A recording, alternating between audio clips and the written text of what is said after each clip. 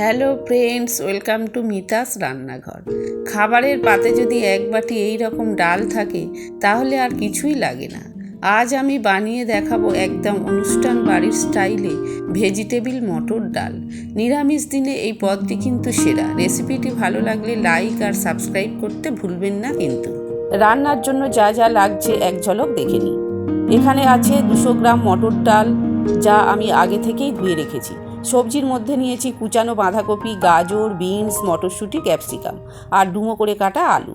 আর রান্নার ঝাল আর ফ্লেভারের জন্য নিয়েছি 2টো কাঁচা লঙ্কা। ব্যাস, এই সামান্য সরষের তেল হয়ে যাবে আজকে দারুণ স্বাদে। আলুগুলো ভালো করে ভেজে নেব। তারপর দেব গাজর, ক্যাপসিকাম, মটরশুঁটি আর বিনস দিয়ে 1 মিনিট ভেজে নেব। এরপর বাঁধাকপি দিয়ে আরও একটু কষিয়ে নিয়ে 1 চামচ নুন আর হলুদ দিয়ে দেব। সবশেষে মটর ডাল আর 1 বাটি জল দিয়ে মিশিয়ে নিয়ে মাত্র একটি সিটি দিয়ে নামিয়ে নেব।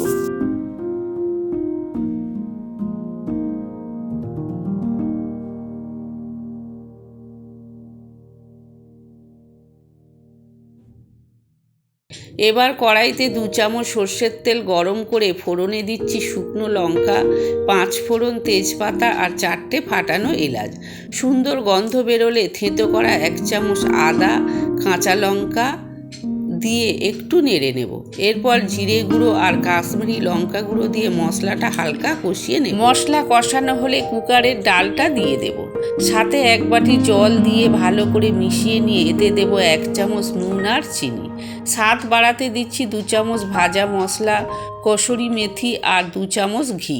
সবটা মিশিয়ে নিয়ে গ্যাসের ফ্লেম বন্ধ করে 5 মিনিট ঢাকা দিয়ে স্ট্যান্ডিং টাইমে রাখলেই তৈরি আমাদের দারুণ স্বাদের সবজি মটর ডাল।